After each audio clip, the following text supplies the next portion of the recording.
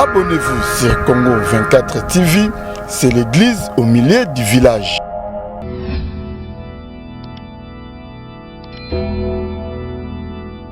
Mbote batata, mbote ba maman, merci na confiance et fidélité au bozo continuer ko sala na Congo 24 télévision au ya tango nyonso kopé cette nouvelle information ya mboka Congo c'est le vôtre cardinal Semin Singi nazali na sengo ya kotele malisusu liboso na bino na 4 kaka ya émission na bino bolona kamingi bomoko po na ekolo mokola lelo sujet zalo bele moko de séance ya premier ministre Sylvestre Ilonkamba yangonde ezolobisa mokeli yangonde ezolobisa baimboka et raison pour laquelle tolobaki totika la simate topusani pene ya bazali na maloba biso na mituna na biso pour que tozo un peu biano na bango mokola lelo toza na sengo parce que toza liboso ya mwana mboka maître pasteur Ephraim Zola Mwabi bazali bongo cadre ya RDT ezali bongo na kati ya cash ou tous na kati ya union sacrée ya mokonzi ya mboka elongo na ende toyena mituna na biso pour que kopesa biso biano nae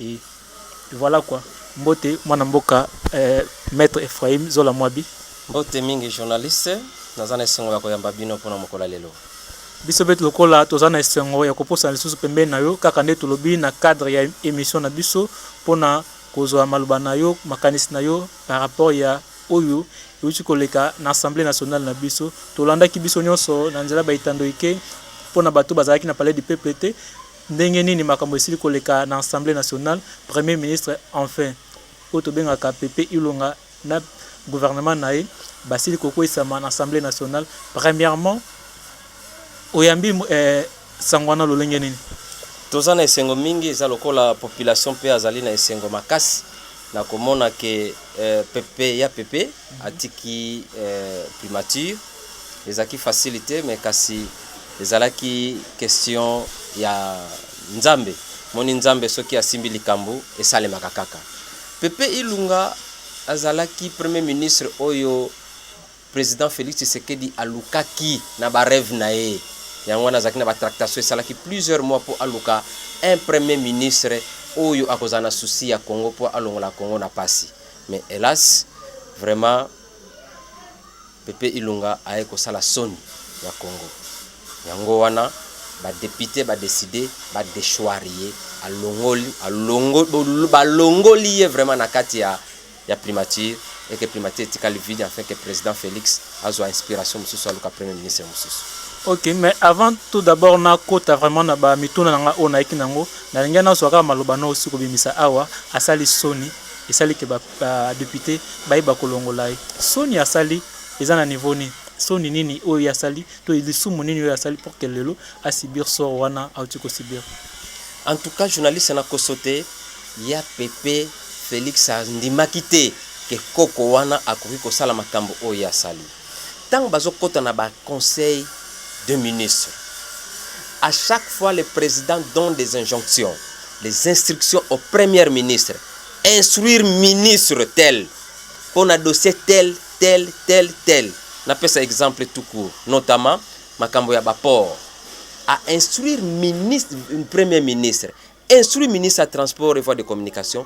Bokangelanga Bapor, nyon surtout Oyo Ezali, ya ba entreprise mususu ya batu mususu notamment illégal botika force ezalaki na onatra bozong selaye Pepe afani na ye pona nini parce que bakolo bapor ezali ba famille Kabila na ba Kabila bazana kati kuna moye basimbango ezate plusieurs instructions données au premier ministre na kata conseil des ministres en présence des ministres tant ba ko bima na terrain ce sont les exécutants à exécuter.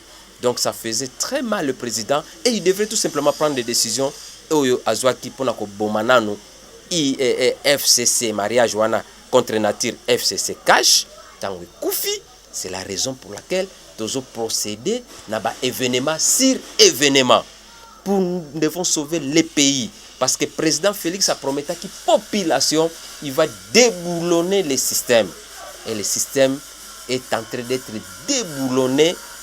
Ndenge kaka Tshisekedi aloba bosimba minduki te toko gagner kaka na biki oyo yango wana pe feti azoko simba pe munduki te tozo déboulonner système ya Kabila bien ancré pendant 18 ans kaka na bik yango wana bazolela bakomi na diarrhée bazolela bakomi na diarrhée mais tokena malé mais pour que bazwali baku ya kolanda biso bakoka mpe kocomprendre nini oyo tozoloba awa mais outi oloba eloko moko eza très important abandaki korespecte bainjonction to bainstruction oyo mokonzi ya mboka abandaki kopesa ye te.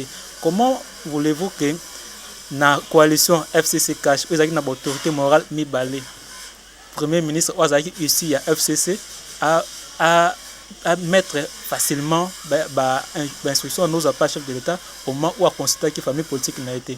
Donc, est-ce que fallait obéir non au Mokonandolba ou fallait à la peine non parti Ngambo Oyo et proposer que le la premier ministre?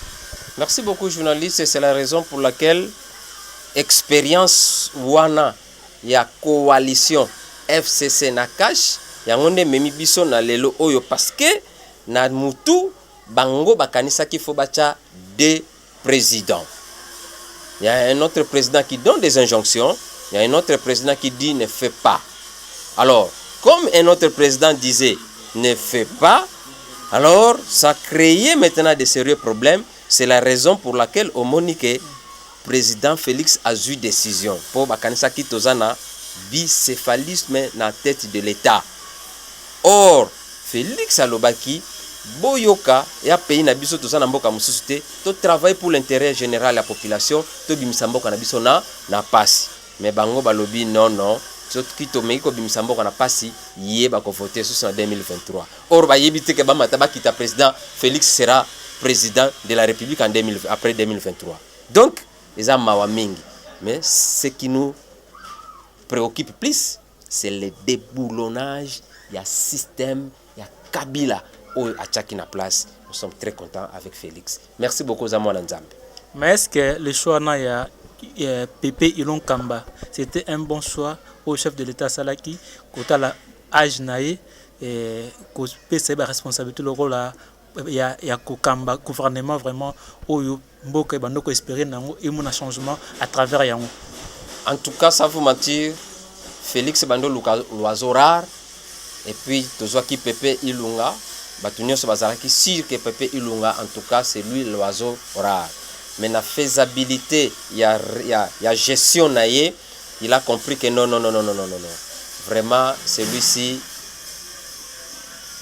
il n'est pas l'oiseau rare que j'ai cherché. C'est ça où est Memi Biso Sikoyo pour mariage FCC cash et Koufa complètement. Donc Pépé Ilunga n'était pas vraiment à l'auteur à satisfaire l'intérêt général, il satisfait tout simplement l'intérêt, son intérêt et l'intérêt de sa famille politique. Ok, lelo oyo makambo mabongwani makambo changé et to beta sous lisolo ya gouvernement ilo kambate parce que lobby balobeli ya bana mboka ba décidaki autrement bandima ke bazala lesukucha bango mpanzi et FCC déjà batombol ngoko pour ba kenon déchéance wana eza anti-constitutionnel et aussi beaucoup mobeko le konzi ya mboka te. Oui. Journaliste Nabanzi, même auditeur bazo landa biso bazo seka parce que tango bango babanda ki kozwa décision il y a des dizaines d'années. Quand ils prenaient les décisions, population nyonso tozalaki assiégé ba char de combat, la police, armée, service de sécurité banda ko linga Congo mobimba. Biso nyonso na bandako mo ko bimezate po bango bazui des décisions et population aza mécontent. Lelo oyo Félix soka zui décision pamf population nyonso na nzela nzambe merci. C'est ça l'espoir oyo tozangaki. Bango kuna bakomi babeli ba vertige bakomi na ba diarrhée. Donc, Eza Mokili ndenge kendelaka. Il ne peut pas rester à nous imposer à être de dictature éternellement. Il y a un temps pour toutes choses. Tanabango et Sili, maintenant c'est une nouvelle heure où nous continuer nango et les choses vont changer et qu'on continue à changer parce que le changement est irréversible. Nous il faut échanger. Il y a Pépé Atikali Sima et FCC Cash et Koufi, donc commune à union sacrée et on avance et les choses vont changer, journaliste. Mais est-ce que la politique il y a pour dent pour denter na sens que bango babukaki constitution et biso pe na tour na biso to violer pe constitution. Non. Félix abuki mibeko te. Félix azo simba kaka mibeko ndenga ngo ezo kendele. Mais Pepe Ilon Kamba lobi na communiqué na ye avant de chance na ye alobai très bien que bureau d'âge n'a aucune qualité ya ko bengisa ye na Assemblée nationale ni seulement ce que ça bureau définitif te. Merci beaucoup, cher journaliste. En tout cas, Pepe Okamba Bauto Deschouarié na Parlement avec 367 députés. Donc, bureau est composé seulement de 2 ou 3, 4 personnes. Est-ce que bureau est Deschouarié? C'est la plénière. Mais convocation utaki na bureau na bengisaki abengi pena ba député baya ko sani ko voter motion na soki bureau atindaki convocation te alingai pa ya te raison pour laquelle yazo ba ke bureau ezana makoki wana te obengisa e soki ezaka ka bureau définitif te. La bureau n'a jamais été souveraine. C'est la plénière qui est souveraine. OK? Bureau ezali un groupe de personnes bache wana po basime moi groupe oyo fo ekambama. Mais le bureau en soi, ce n'est qu'un bureau administratif où ils ont géré. Mais les décisions, et où taka na plénière n'est déchoirié. Et puis, bureau, il y a bureau d'Ajuana. Bureau, cela ne veut pas dire que Bazaki n'a compétencité. Non. Certes, le règlement d'ordre intérieur a fait ça qui est compétencité. Mais comme il y a urgence, et il faut résoudre les problèmes. Sache-le bien. Au moins même pétition oyo kwesaki bureau mabunda ezalaki nango œuvre union sacrée. Ce n'est pas Félix afanda ki nanda kuna ya lobby que non botam sa pétition. Non, ba député à FCC na ba député à cash ba lembaki na bango déjà mabunda. C'est la raison pour laquelle bango babandaki makambu na bango que notre photo de choirier peut luka bureau mususu. Ndeka nzamba saka makambu na ye et coïncider exactement na moment oyo Félix abandi kuluka solution ya kokende na consultation populaire et puis ya ko boma mariage ya FCC na cash. Donc e kangana ki na isika moko et pesi avantage. Félix a saisi la opportunité. A saisir opportunité se présenta qui déjà liboso na ye. Mais urgence c'est là qui au déchoir premier ministre pour installer bureau définitif après débat bureau Mabunda. Non, parce que bureau Mabunda, premier ministre, Bauti na FCC cash na mariage wana non? C'est que ceux qui ont bomi mariage. Nous se koufit. Oh, nous c'est ça na simana ngope et koufi. Cela veut dire moi c'est na mbali baza sunda ku mokote donc pitopale wa ko tombola lip kiti akenango au zui télévision akenango. Lokande babaga mo paso akenda na nyoso. Akenda na nyoso donc boro wana eke na nyoso et yango wana Félix abandeli na union sacrée nyoso tozo bandela yango. Et elles doivent comprendre que non, ça c'est déboulonnage normal yango wana bandaki wana. Mais bo bandela ngone ni aussi longtemps Pepe Lobi a otendete adinda mi wana. Bo sala sikoni. C'est journaliste d'ailleurs na esalanga passi. Je fais plusieurs de déclarations dans la chaîne radio et télévision awa en disant la kopesa conseil et pas ya APP. Yo moko yebi kende ba journaliste ba zo pesa conseil. Biso ba politicien zo pesa conseil. Ba tunyo ba zo pesa conseil. Et je suis très sûr même moi si na yena ba ne ba zo pesa conseil papa démissionnaire. Na ba koko na ye. Na ba koko na ye. Depuis que Félix Asenga qui est démissionnaire. Mais il a voulu obéir, bien sûr, na autorité morale na bango qui reste là. Il est resté là-bas. Mais c'est là où le pouvoir n'a utaki. Justement, le coup a proposé qui est, mais il a été nommé par le président Félix. Il est devenu le premier ministre de la République et non de Kabila. Mais lui, il a aimé de rester le premier ministre du FCC Kabila et non le premier ministre de la République pour obéir à un président de la République qui a été voté au suffrage universel. C'est la raison pour laquelle on est comme à niveau Oyotokominango.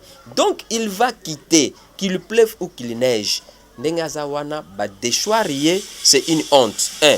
Dédé, ba loebisi 24 heures à déposer démission na et pas ya président de la République. Ce qui a monique nyonso wana ezali procédure ya mabe. Chers journalistes, je vous dis toko assister comment bako déshabiller Koko Pepe Olikamba. Il sera déshabillé. Nini oleka soki lobby a déposé démission na gouvernement na été. Sur le plan politique, il y aura beaucoup de choses qui vont se faire. 1. Bako récupérer ba garde nyonso azanango. 2. Banda nandaku ti partout mituka nyonso na mwasi na ya ye nyonso tout ekokende bako tikele biloko ne privé. De 3. Bako kanga primature wana. De 4. Il peut être traduit en justice. Pourquoi? Parce que ils a outrage na parlement au bazui décision yo boy ko obéir. Avant miko boko makasi na ba makambo wana outrage ko saisir par bokanga déjà parlement miko lekaki boy ko kanga sous primature. Non, tout ça makasi pona ngote, ce sont la procédure ya déboulonnage. OK? Ba o bazana ay politique ba comprendre. Est-ce que procédure il faut que en violation l'autre fois Assemblée nationale qui a siégé na ba na été sur le militant UDPS parce que bazaki na ba drapeau na ba effigie à UDPS et le lot sous tombé tali solo que non soki a salité et primature sous rozala assiégé. Non, ce n'est pas la population qui ne doit assiéger la primature, mais ça sera une décision politique. Tant que tu sais que di papa bakanga ka ko kuta na kata porte na ya primature ba tie cadena. Et population qui kangango. Donc c'est une décision politique, ce n'est que yango na lobi bako déshabiller. Et mais le militant, il y a IDPS ba camarade ya membre IDPS. Nous, biso to déjà parlé du peuple éteint. Ba des autres salima kuna bangonde bayana ba machete. Ba ba tonna kuna za banani. Bangonde bayaka na ba machete. Ba kotsa ba machete na kata ba feste. Omuna ngote na ba bilili tozana ngo awa partout. Donc d'ailleurs, biso bato IDPS tozaki musika très loin. Tozaki na kanda police empêcher biso to kota na kati te pour défendre bato na biso. Donc IDPS a kotate. To kotate pour que ne sala désordre. To kotate parce que bato ba sala désordre kuna na kati eza bato ya FCC ba kuluna na bango ba kotaka na kati kuna na ba machete na ba mbeli ba nini ba lata ba veste. To mona ngona bilili. Au moment que bato IDPS biso nous tozaki libanda na kati ya boulevard triomphal kanda tozoluka to kota na kati mais tozomona tini nezoleka na kati. Ba lekela bino na esprit tonene. Non, en fait ba koleka biso na esprit yo bika IDPS biso doit bato esprit déjà. Déjà IDPS a raja esprit déjà banda kala mais to comprendre na makambo IDPS a tiré libanda FC sa côté na kati. Non, bango basaka na esprit kuluna te. Oui bien ngote bango baza ba kuluna. Bango de ba créer ki kuluna te. Biso za ba kuluna te, biso to revendiquer ka o eza droit. So eza droit te to kota kate. Yango mona ka biso te na ba biloko wana. Bangonde baza ba kuluna, ils ont fabriqué des kuluna et ils ont fait entrer des kuluna à l'intérieur avec des machettes. Yango mona ki na deuxième jour sécurité zaka makaso. Monte ba sala ka musana bangote ba selisi. Ce n'est pas nous les membres de l'ILEB, nous étions dehors là-bas, na bambunda na biso tozo bina tozo yemba tozo sepela les gens à l'intérieur en train de faire leur travail. Donc il y a PP accueilli pour raisonner nous sous ce belleté, quel que soit le format qu'il va utiliser, il reste au passé. Il y a PP n'est plus premier ministre et d'ailleurs, il doit tout faire pour aller à récupérer les fils que moi honneur à démissionner les loyaux. OK? Mais ceux qui a boyi va déshabiller complètement, chers journalistes, à s'inscrire totalement dans la lignée ya Kabila, Joseph, na lignée ya Mobutu. Vous comprendrez? Bana nyonso na bakoko o bako porter kombo ya Ilunkamba. OK? Ilunkamba. Kombo wana batu nyonso babando kimango. Même na entreprise nini Ilunkamba. Toi tu es le petit-fils. Oui. Batu nyonso bakokima yo. Ezaka lokolo kuta na petit-fils pour ya Kabila, be mwana Kabila. Kabila kabange. Moni ba nostalgie wana ekozonga donc okolinga ete. O Mobutu. Mais so yoki o Tshisekedi. Ba yibike bato ba ya boboto. Yoki o Kasavubu. Abia oui. Boso yoki Fayulu kasa. Papa. Ye wana gérer na nute. Vous totalement à na opposition. A continuer ba gesticulation na e. Na lignée so yoki Fayulu kasa babane. Ye asala ni. A gérer na nute. Moyena juger na nuye ezate. Mais sur le plan et si sur le plan politique yango wana nde o ya vie. Donc tobetele kama boko azalaka kuna na opposition a continuer ko contester au moment que ngai na ye to kozana mboka auto vivre comme pays ezo ko se développer ako vivre ango ayamba FCC basa l'opposition malam d'ailleurs baza déjà côté kuna ndamba FCC o bakei côté kuna na ye baso basangani basala dio bien na mozitu d'ailleurs ils seront trop bien auto sala communiquer alongoli Bemba alongoli na Martin Fayulu na Moïse Katumbi par rapport à l'absence prolongée na bango na réunion ya la muka ba monate alongoli bango ay batika na union sacrée batia suma kona na la mukate. Ces journalistes sur le plan des droits la muka n'existe pas et botamina nuté la muka ezaka création ya batu bafai na bango to sala eloko na biso basala eloko na bango ça n'engage personne eza lokola oyo esalemaka na tango ya Tshisekedi oyo bakenda na o Tshisekedi papa asala na Belgique tango baya boye babenga ngo ndenge nini babenga ngo nini union sacrée même union sacrée de l'opposition na oyo ba oyo euto salema la fois passée donc ce sont des choses créées sans personnalité juridique ni quoi que ce soit aucun sous-bassement aucun texte légal ça n'engage que eux-mêmes. Donc à longoli ne bangote bangonde bakena bango vous comprendre hein bakena bango kuna pe bakei bakolo bana bango ke no biso pe tozana biso kalamuka ndenge toyeboye mutako benga na bango azate cash ezana ngopoka création ya batu to fandi to sangani RDT IDPS na INC biso misatu wana biso nde tokendaki na ba élection ya 2020-23 biso nde tosali cash na balié bayeba basangani vous comprendre hein? Donc ekoki nango pe ko panzana ndenge za wana ezana ngona mukandate ezaki nango pe na bureau te ndenge mo pe union sacrée ezana mukandate ezana bureau te eza pe na règlement motezo FCC moni FCC ezaki nango pe ka création basangani na bango balobi ke biso tosali bor na biso hein Front commun pour le Congo o nga na benga kamingi la force commune du Congo bango wana basangana na bango vous comprenez ndenge pezo kufa nango ça n'engage personne mutuna kwena ye OK o changer combo etalio mais eza différent OK moni union sacrée c'est l'état d'esprit oui union sacrée c'est l'état d'esprit union sacrée ça ne sera pas régi par un texte avec une autorité morale. Union sacrée et kozala kaka eloko otokotambula nango na motema parce que l'union fait la force pour sauver notre république. Même si jusque là aucun texte. Non, ekozala peine à texte té. Ekozala peine à siège té. Ekozala peine à comité de suivi té. Ekozala pe kaka ndenge wana. Ça sera géré seulement na mitema na biso na ba esprit na biso poto bimisa mboka na passe sur base ya nini oui sur base ya vision oyo président de la république a lobby voici la vision que j'ai mais to sala ngona kati ya état d'esprit ya union sacrée to sangana ensemble to bimisa mboka na passe a lobby te que na sali parti politique non la vision OK le plan d'action au gouvernement ko tia en place oyo nyonso tozana ngona ba réforme to kosala to benga ngo d'une manière globale union sacrée soko bimino pe na union sacrée soko lingino formule wana teza lokola Martin azana yete mozito azate na bato FCC wana bakei na bango pasa bango na union sacrée te moto bebi sa bango ezate bango peta bakeno sala groupe na bango apesa combo Félix pe apesi combo union sacrée c'est une création eza état d'esprit azo benga nde population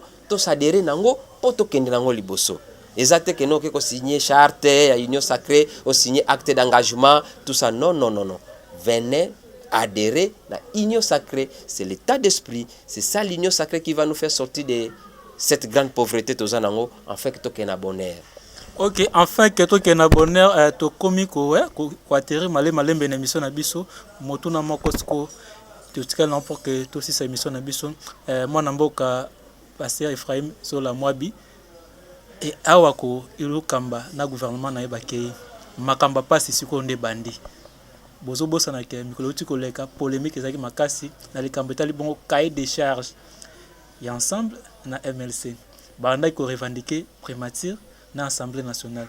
Il Kambakei. Maintenant, est-ce que malentendu wana eza déjà dissipé tout eza kaka? Est-ce que vous êtes prêts à céder primature na MLC ou eza bongo tant va MLC tout le monde Jean-Pierre Bemba Gongo azwa yango et que Moïse Katumbi a récupéré l'Assemblée nationale en éco revendiqué to komi wapi na likambo wana? Très bien, merci beaucoup, ce journaliste. Oyebi na yebiso eloko moko o comprendre que en politique, il n'y a pas des amis en politique, il n'y a que des intérêts. Il n'y a pas de cadeaux dans la politique. Il n'y a pas de cadeaux, il n'y a que des intérêts. C'est tout à fait normal. Moïse Katumbi a présenté un cahier de charges. C'est tout à fait normal. Bemba a présenté un cahier de charges. Parce qu'il y a des responsabilités, ils vont se partager à l'intérieur. Malgré que mal compris. Oui, wana sikoyo. Il y a des choses politiques qui sont homme d'État. Cela veut dire qu'il faut garder secret d'État pour continuer à négocier pour trouver une solution. Mais la décision, il y a cahier de charges na bango, mi balé. Mutu moko kaka kozwango. Les chef de l'État, Félix Antoine Tshisekedi Tshilombo. Est-ce qu'il est prêt à céder bango au bazo senga? Na lobi mutu moko akozwa décision wana. Ce qui a cédé bango, ezaye ayebi pour quelle raison a cédé. Ce qui a cédé te ayebi ye pour quelle raison a cédé te. Biso toko porter tout simplement conseil ou bien idée pour na yango, mais la dernière décision revient à lui-même. Et ayebi o azosala, ayebi o abandaki tala azana motema munene. Ezaka parce que azana droit de réserve en tant que président de la République. Mokolo kozwa micro na yo okende ko pesa ye yango abimisa o eza motema na ye. Na yebiso moko na banzi toko luka même banda ko bato wa Kabila nyos otobo mabango. Mais que dire dans la déclaration il y a mwana mboka Jean-Marc Kabound ou azal président AIDPS alobaki net tant que Moïse na Bemba alobaki loko abe na bango net pas question et o lekate. Que dire dans la déclaration? En fait, ils ont une déclaration purement politique. OK? Azali ko kamba IDPS, azape na oyo opinion akokiko kopesa. N'est-ce pas? Ngai na kokiko commenter sur opinion na yete. Vous comprenez, hein? Eza opinion na ye a pesaki. Et ezaki peka ka yemo ka ta salaki a pesaki ba opinion. Il y a beaucoup de politiciens ba pesaki ba opinion na bango. Wana ezaki opinion na ye. Mais la dernière décision revient au chef de l'État. Yemo kokaka. Mais il est allé loin pour dire que non, bango bazo revendiquer primature alors que dissident ya FCC baza plus majoritaire que bango. S'il faut couper sa primature, tu couper sa ngambo ya FCC au lieu en lieu place ya couper sa bateau ya lamuka to et non na bako lamuka ensemble to MLC. Justement, c'est la raison pour laquelle on a lobby ezaki opinion na ye. La dernière décision revient au président de la République. Pas population ou les cas vraiment mon que FCC bateau ba aussi na FCC bazo suprématie bazo ngise bon. Ya on monte bato muso ba keza na ngaka continuité ya coalition FCC cash comme eza bis ndenge na lobaki mona mboka na lobaki. Ngana moni pe FCC ke ko senga primature te. Ngana monaki Bemba na Moïse bakendaki ba réclamaki moi primature na Assemblée nationale. C'est tout à fait normal ba monter aux enchères. OK? Parce que ba consulta ki bango enfin que to aider to bimisa mboka na pasi. C'est tout à fait normal. Yo lelo osoki na poser question papa, poste nini yo lingi na pesa yo parmi ba ministère. Okorisiko yebisa ngana na ta premier ministre parce que vous a licencié, vous a droit aux alawana. Donc au matin aux enchères ngana ba non mon cher, zoata ya kozalata vice ministre kuna politique la baninga to bano négocier olobi non na la vice ministre tena zalata ministre ngabi mon cher ozalata ministre ata vice ministre to bano négocier. C'est comme ça le président négocie avec et il négocie avec personne et c'est comme ça va passer et puis jusqu'à ce que va trouver solution parce que la solution doit être trouvée. Ceux qui va monter aux enchères monter aux enchères c'est tout à fait normal en politique parce qu'il n'y a pas de cadeaux, il n'y a que des intérêts. Et bango ba mon ke boye il négocie avec le président que non bokoza oyo ceux qui va se mettre d'accord on continue. Si on ne se met pas d'accord les autres peuvent prendre tangente va rejoindre supposons ya Martin na fait Joseph Kabila na kati ya opposition ça arrive mais bango ba lobi que non l'intérêt à la population, n'est-ce pas? Et c'est la loi suprême. Alors, vaut mieux céder, négocier, continuer à négocier. Nous attendons d'ici là, besoin d'un événement et zozala. Et puis, l'événement, nous sommes zozala nazo. Sénat pas okende. Sénat ezokende. Singama tembele. Sénat ezodie. Sénat ezokende. Après Benoît Luamba, Mabunda, Ilunkamba, c'est maintenant le tour de Mouta Sénat. Azobanga ko convoquer session extraordinaire pour ce cas mekika. Baza obligé à convoquer parce que batindela qui déjà loi il y a ratification, il y a loi il y a Zelcaf où il s'engage qu'il faut ba convoquer session extraordinaire pour la seconde lecture au niveau du Sénat. Kasi tozo zele la ngote papa ce kaka ko ibaf ki ndingu akozwa. Mama ko pétition ezoko ya kaka wana kata session extraordinaire. Ako kata ngo tumemi na nzela. Donc ndenga zawana yemoko pe ayebi na ye déjà que azongi ndako mwambe kotizelo faut démissionner omoni so za na élégance politique hein élégance intellectuelle obi que non les choses ne vont plus mieux donc je démissionne pour na garder personnalité mais il résiste il attend aussi la pétition yango donc il faut appeler ça la position pour kabima la grande porte ou les kabima na petite porte ndenge le vieux pépé a outi kabima na petite porte. Ce n'est pas seulement le vieux pépé. Il y a Mabunda, il y a Pépé, na oya Sénat na boy kotanga kombo. Bazo kende. Kaka na petite porte wana. Po bango en tout cas autorité morale ou rien. La seule personne à bimi dans la grande porte ezaka Benoît Luamba où il a présenté qui démissionne suite à un problème personnel azaki nangwa que non je ne peux plus donc je laisse Boulou Kamtumso remplacer. C'est un grand. Il a compris que... Est-ce que ça ne peut pas servir d'exemple à la politicien mais quand on peut comprendre que moi, c'est la grandeur. Chers journalistes, c'est ça la passe, même population tant bazola ne ça la bangopé passe. Les gens n'ont pas cette élégance politique. Vous comprenez hein? Et quand on leur donne le pouvoir, quand on leur donne le pouvoir, ils pensent que c'est le ciel et la terre. C'est qu'on a seko. C'est qu'on a seko. Oh bah éviter que zaka pouvoir zaka mbet hôpital soko beli aucun hôpital soko bongi ozongi ndako soko kufi batie na morgue mbet tikali vide mutu mususu abeli batie wana ya pepe azo boule akotikala kaka wana te eloko wana ebomisa bato ebele kasi yango nena aja komi nango ya ko risquer ko zwa bwa oyebika kati to zaka déjà na ba AV na biso ba setikali amoka ka ba azu kaka AVC accueilli. Donc il doit quitter librement pour Azala humilier, sinon il sera déshabillé complètement devant le peuple. Ok, merci beaucoup. C'était là mon amboka, pasteur Ephraim Zola Mwabi, Azali Bongo président. Il y a un grand parti, ATVK, Azali Alliance par les valeurs de Kassavou et Etienne Tshisekedi. Alliance des Tshisekedistes par les valeurs de Kassavou. Ok, je pense que vous avez corrigé avec moi. Là, je suis le président de ce parti politique qui est membre du RDT, Rassemblement des démocrates tshisekedistes, qui est dirigé par l'autorité morale, dirigé par le docteur Sylvain Mutombo, qui est le ministre délégué à la défense nationale. Ok? Aigle blanc. Donc, il y a qui opposant na kati ya gouvernement a prononcé yango kala. Il dit, chers journalistes, na bousolo na politique. Une mission bien suivie na kati ya Congo. Ayebisi journaliste nga naza opposant na kati ya gouvernement. Oh, na journaliste a sota. Aoza opposant na kati ya gouvernement ngeni. Ko kamwa na journaliste pas kamwe. Yi ba ngeni na nous ala opposant. Abi peuple alena nous te peuple a souffrir ma campagne de bienté. Moyengai nazala na esengo, alors je reste opposant au sein du gouvernement. Mutu moka comprena été, mais comme c'est un aigle blanc, il y a monaki déjà lobby. Lelo o yango na to comité.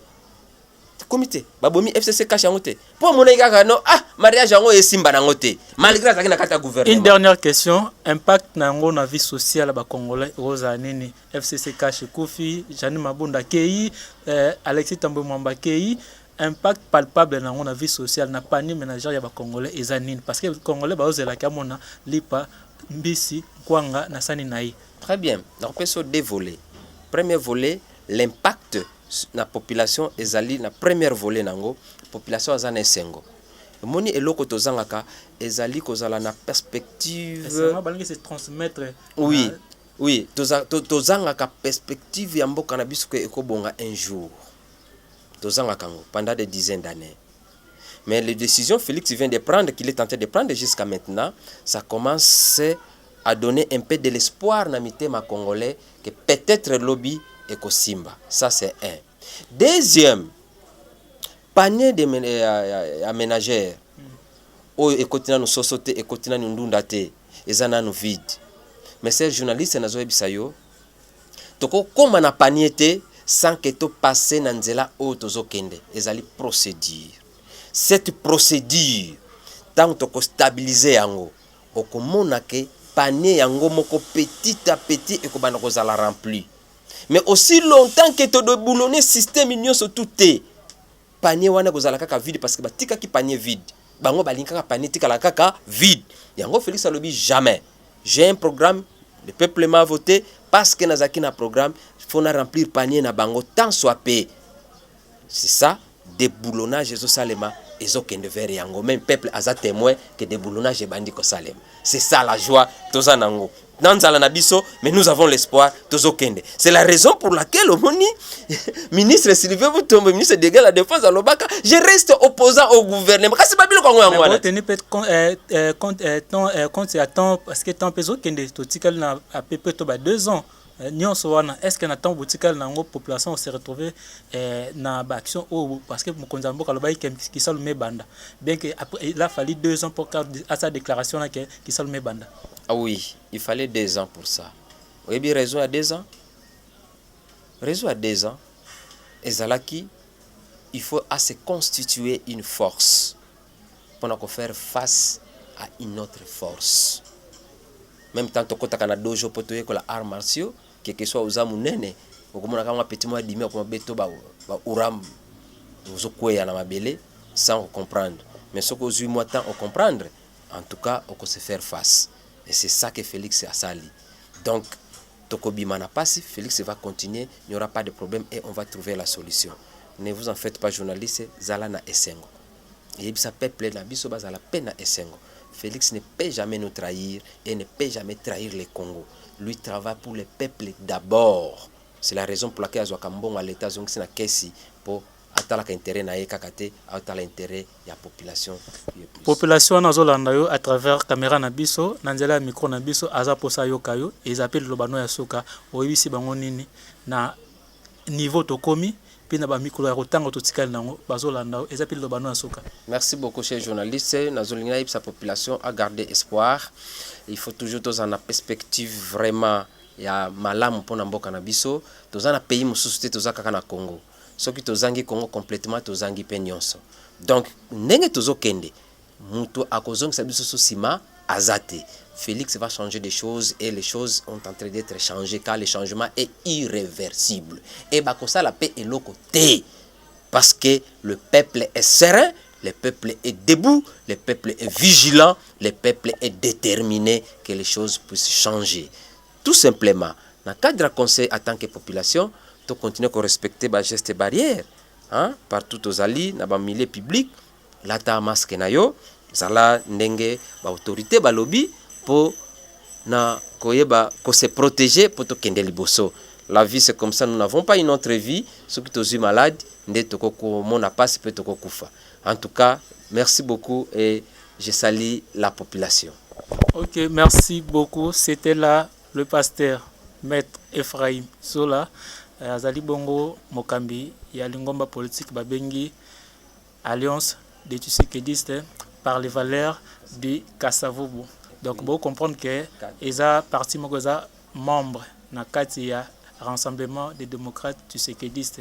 Donc nous vous comprendre déjà l'idée ya oyo azali biso to ikana mituna na biso e bien nozaki aye boyoki ko alobi to poser ba question parce que bino bolingaki to poser yango et ceux qui bosepeli obesa merci na grande équipe et accompagner ki biso mkola lelo ceux qui pe mituna musu ezali boko makaka à travers ba numéro na biso ezali wana et to kozanga te ko ya no labino et moi c'est le vôtre cardinal Semitsingi, autrement dit Mumba de la presse congolaise. Et derrière la caméra, c'était Gamos Andomba Beni. Et un grand merci na Yemoko du Dieu de Taverisron, Balobi Bongo, Info 24 TV de Makambo. Donc Congo 24 TV de Makambo, Awande, Bozwaka, Oyon Cézali Bongo, actualité, Yamboka Congo, Tokotani, na prochain numéro.